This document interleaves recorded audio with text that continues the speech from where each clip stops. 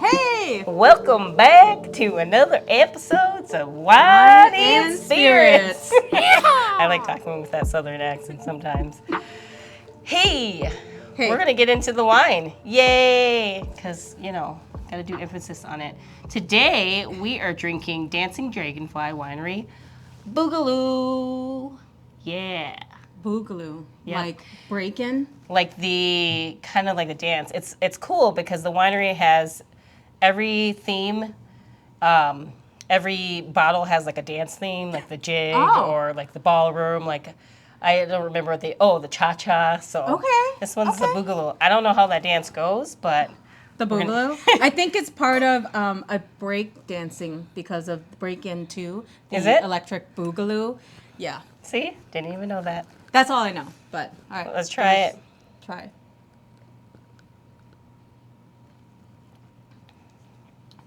See, I still like it. I like it. I mean, it's sweet, and some people might not like it the sweet, but I think during my wine tasting, when I did try it once, I was like, yeah, this is good. It's not super sweet, though. It has a tameness to it, and I can still taste, like, fruit. It's like a fruit sweet. It's really good. It's light, it's crisp, it's soft, and it's just something that I would probably enjoy. Yeah. Sitting on the patio, listening to some music, hanging out. We're going to polish off this bottle, just so you know.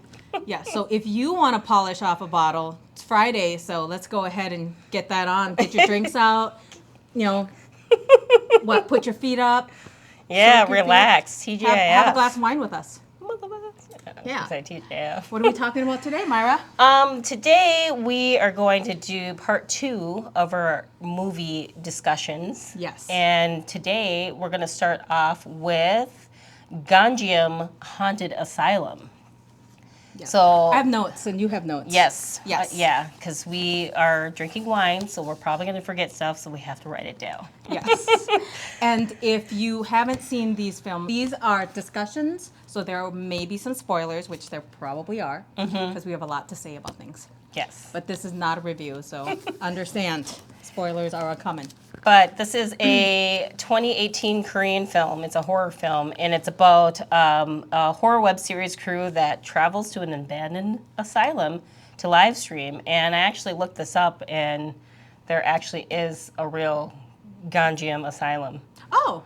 But I think they demolished it in 2018. So I was like bummed because I'm like, oh, I'd love to go and check it out. But so what did you think about it? So I really liked it. There is a language barrier because I prefer if it's a movie in Korean, I would want to watch it in Korean and read the subtitles. So it took me a little bit longer to get through because I really wanted to be involved with it. And I loved the dynamic of the crew and that they had to go through the woods to get to this asylum because this asylum's closed off. So you're not supposed to go there. So there's that. We're breaking in and doing something we're not supposed to be doing. So they're trying to get a bunch of views for their live stream. Yep. And I liked it too because they gave it that real, it's kind of like what you were saying with the Blair Witch, that first person point of view. And also I like that it was a little bit choppy, so it made it look more real instead of like, how everything is orchestrated and crisp and clean. No, this is what really happens when you're walking through the woods. It might cut out the feed in and out. Yep. But for me, one of the creepiest scene was probably about, I don't know if it was like an hour and 10 minutes into it. It was, I don't know if you remember when they were trying to escape from the asylum, the 2 girls. And the one girl, so she just all of a sudden was just standing there. And then the other girl was like, what's going on? And she like turned around, her eyes went black, and she was doing this little.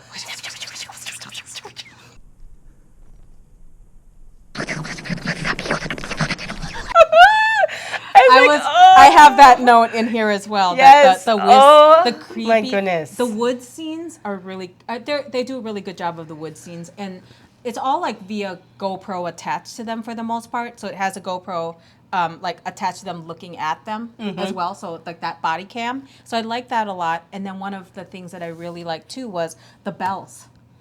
Oh, the ritual, yes. So there, and that makes a lot of sense to me because they had all these like bells on the strings, and they were doing a ritual to conjure the spirits to come. And one of the ways you would know is the spirits can ring a bell. Like it's kind of like, hey, can you do this? You know, can you move something or please, give us a sign. And the bell thing was really cool. Yeah, I love that part of it, and it was just like, and I also see I don't want to give too much away because then I spoil the whole movie, but another thing that I don't know if you have this maybe, where the captain guy, the guy that was like the main director guy in the tent outside the asylum, so he's orchestrating what everybody should be doing. Like, oh, you two go on the 3rd floor, you two go on 2nd floor. There is a certain room in this asylum that is locked, and people always want to try to get in, and it's like supposed to be the most haunted room. So not a lot of people have good luck getting in there. So that was one of their initiatives in this film. And supposedly, anyone who's ever gotten into the room, if they did, they always disappear. So they never know what's in this room or what happened to the people that were investigating. But one of the scenes is with the captain guy. He comes up. He's finally, everyone's trying to quit and everyone's trying to leave. He finally comes up with his GoPro and everything, and he has a drone. And so he sends it up flying to the building, and he's looking in the window, and he's like, what is that? And like you can kind of see something like just wiggling around, and and he's like, what is that? Well, the creepy thing about it was now he goes inside, he finally gets sucked in somehow into this room, 402, and he happens to go to that same window and looks out and looks down at himself. I thought that was cool. I'm like, what a twist. Yeah. So, yeah, I like that. And I was creeped out, too. I don't know if you remember when he was standing looking out, like you saw the floating thing dragging backwards and coming up to him. I'm like, oh. Yeah, that part creeped me out. It's basically like the movie Mama.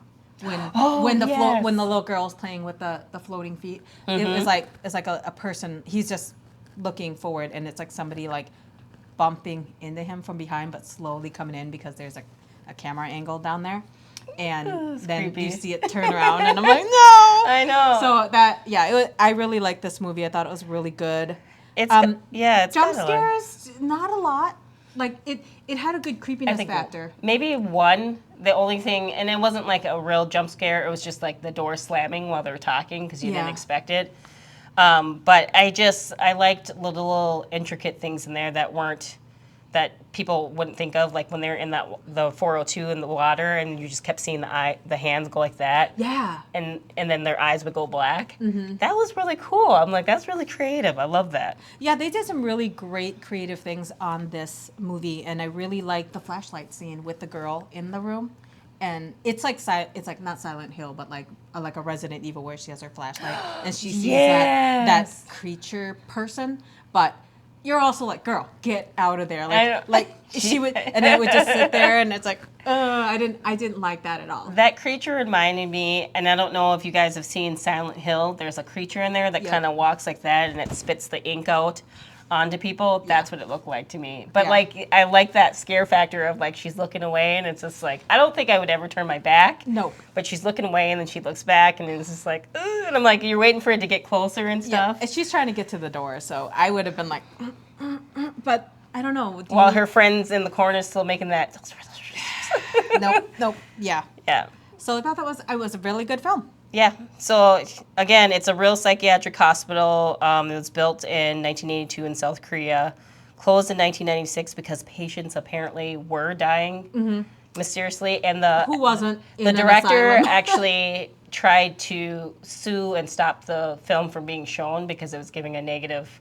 Is making it that storyline that rumor real, but they ended up winning in court, so they aired the film anyway. Nice. She actually fled to the U.S. because of those rumors. Oh, wow. Okay. So according to legend, so take it with a grain of salt, but definitely see it. It is definitely worth a watch. I love Korean and Japanese horror flicks. They're my favorite. That's where all of the good U.S. movies come from, like The Grudge. Yep. Ring. Ju-on, and then Ring, Ringu. Like, the originals are actually better. Shudder is Thai, but there is a lot of, like, Asian But they're always better than, in my opinion, I know someone's going to disagree out there. In my opinion, they're always better than the American version of it because you just don't get that same quality that those directors have. It's very psychological. Yes. I think that's one thing that's really cool about some of these films is like, in the U.S. it's blood, gore, which I also love, but that's why on the last episode when we talked about movies, Blair Witch scared me so much is because it led up, it was so suspenseful, and that's what made it the most scary. Yeah, and that's kind of how this movie played into it too. It kind of built it up a little bit because you're like, ooh, what's in 402? What's in 402? And all these things happening, and I mean, even in 402, it was creepy in there too, but like the build up to it was great. And like you said, the captain guy or director guy, when he had a lot to gain with this whole thing, so a lot of the people wanted to quit, and he was like, no, keep going. And as they're live streaming, of course, like, you know, the podcast, we want more memberships. So the numbers were really going up, and he could see it in real time going up. So as his crew was getting more and more scared, he was just like, just keep going, guys, just keep going. And the funny thing that you say about that is like how they ended in the end scene. Sorry if we're doing all these spoilers, but the end scene is people on the live stream. So they were up to like 708,000 people. They're trying to get to like 1 million views. And by the end of it, after everyone got killed, it was down to like 502 viewers. But you could see people in the comments like, this is so fake. They set this up. They set this up. I totally knew it was orchestrated and stuff, and I thought that was funny. Yeah. So, because that's what people would say. Yeah. I mean, that's probably what I would say if I was watching it live. But anyway, if you like the content that you're seeing, like and subscribe, please. Yeah, because we need those 750,000 views. I don't know if we're quite ready to go into a haunted asylum yet. No. Well, I probably would. Stay tuned. Not alone. You never know. You never know. But second movie Yes. that we are going to talk about today is Grave Encounters. Yes. Again, if you haven't seen it, there's probably going to be a lot of spoilers, so look away. Maybe see it before you watch this episode. Yes. Yeah, hopefully. Hopefully. But what did you like about this one? I liked it's very much like Ghost Adventures in a way. There's definitely some exaggerations, but I liked the way that they filmed it. They had a lot of really good, the camera angles were awesome because it's a great setup with, you know, the hallway, but yet at the same time they have like their cameras and stuff on too, and they were gives carrying that paranormal activity type feel. Yes. Because of the angles. Also, in a haunted asylum. So these movies are pretty much the same film, but I still watch them both. I liked them both. And the girl drove me nuts a little bit. Ugh. Like, I hate to be like, she was the only girl in some of the beginning scenes. You know, like, let's just say something drops and there's a big noise and somebody else gets scared and she's like, ah, you know, like laughing at the guys about that. But then when she was scared, she was just so scared. I'm like, this is supposed to be like their like 6th episode that they're filming. Right. So I'm assuming as a paranormal investigator, you would have already felt like you've been to a couple creepy places. Yep. And she was just so much like, I want to get the F out of here. Like she was adamant when she actually was getting scared. And I'm like, have you not been to any haunted places? Like, right. I don't know. I had a lot to say about her mainly because her acting was okay. She was extra exaggerating, and when she wanted to, she was very loud. Yes. And I feel like, too, like, because they kind of alluded to the fact that they fabricated a little bit of the stuff, that I feel like when real stuff was happening, that's why she got so scared. But why do they always make the female so weak in these things? Like, she's always, like, tripping, or she gets attacked first, or, you know, whatever it may be. I'm like, come on. Yeah. Let's have a strong female lead for one of these times. But if you didn't know, this movie is about a kind of like all those kind of like a Waverly Hills. Yeah, those ghost shows where they decide to record the episodes, they go out to this asylum, and then they're never seen again. So that's kind of like the premise of this one too. And this is actually a real place too. They don't say the real name in the movie, but it actually is a asylum that was shut down in, or a mental hospital. I don't know if it's kind of the same, but in Vancouver, Canada. Oh, okay. And it's called Riverview. Yeah. It's Riverview. It's not as cool as the name that he said in the movie. Yeah, but, I don't even remember what the name. But yeah. I liked that when things started getting going, they argued a lot because some people were arguing, do I stay, do I go, is it real, isn't it? So the arguing I actually really appreciated. I felt like it was a real argument amongst crew members to try to figure it out. And then the corner lady. Oh my gosh. If you guys like scary things, and I hope you do, if you've seen a photo of a lady with like that darker eyes and the very big mouth, black and white, this is from this movie. So that face. That when she turned around, she's like, this is from that movie.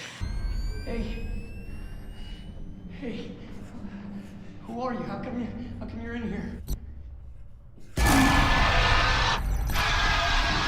So, and then there was a scene where he was like taking photographs with just a regular film camera, and he's like, "Oh, once these develop, if there's a ghost there, you would hopefully see something in the background." And there's a scene towards the end where he's like taking some of the photos, and they showed the film. Yep. And there was like stuff in there. I really like that part. Yeah, I like it, and I just thought it was funny because in the beginning, it kind of seemed like he was a little bit mocking Zach Bagans because it's the hairstyle, the way he spoke. I'm like, oh my God, he sounds like him right now.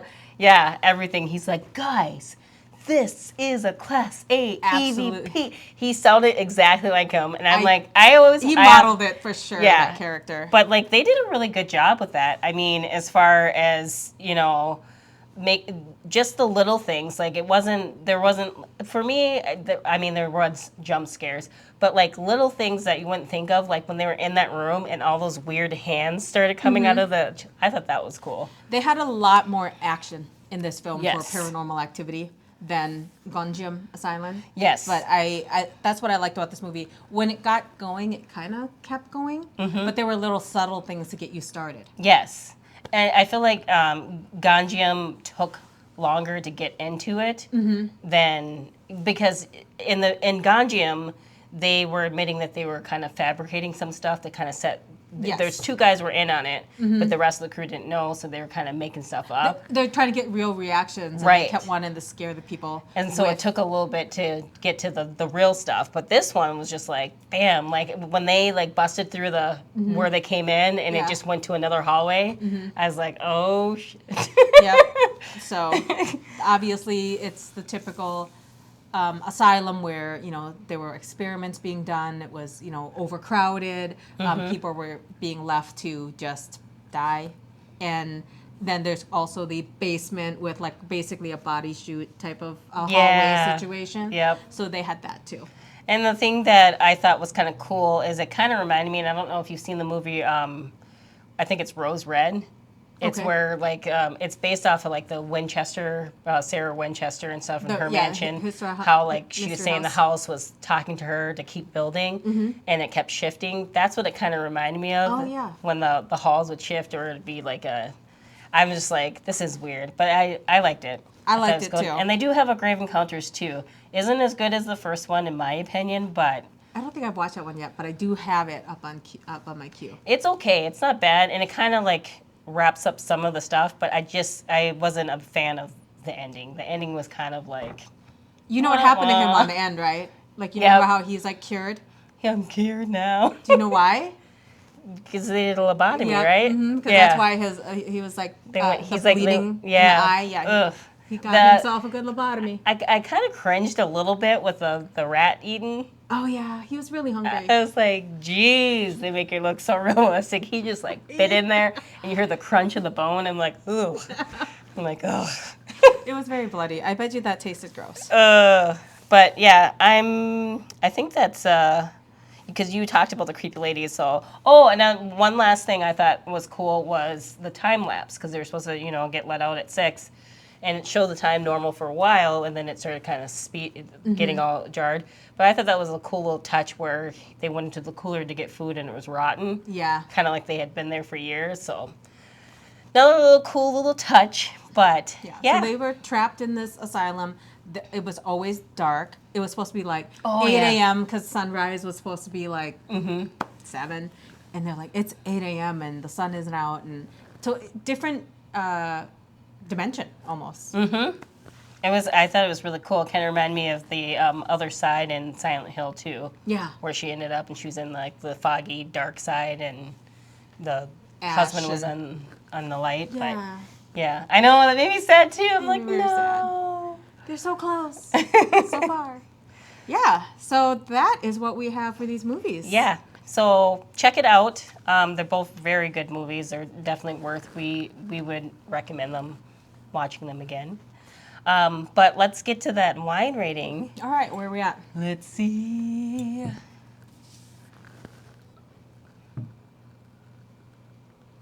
Gonna hold it up one more time. This, according to Dragonfly, is semi-sweet. But let's taste it one more time. I like the smell and the before and after taste. So, what would you rate it? For a rosé, which I don't drink a lot of, I will, obviously. I'm going to say I've given it a 4. It's really good. I'm going to do about a 4.5. I really like it. I would definitely buy it again. Yeah. And hopefully you can find it in stores. I actually had to go all the way to the winery for this one. So, but yeah, it's definitely good. Cool. Yes. Thanks for joining us. That's what we got for today. So goodbye and see you on the other side.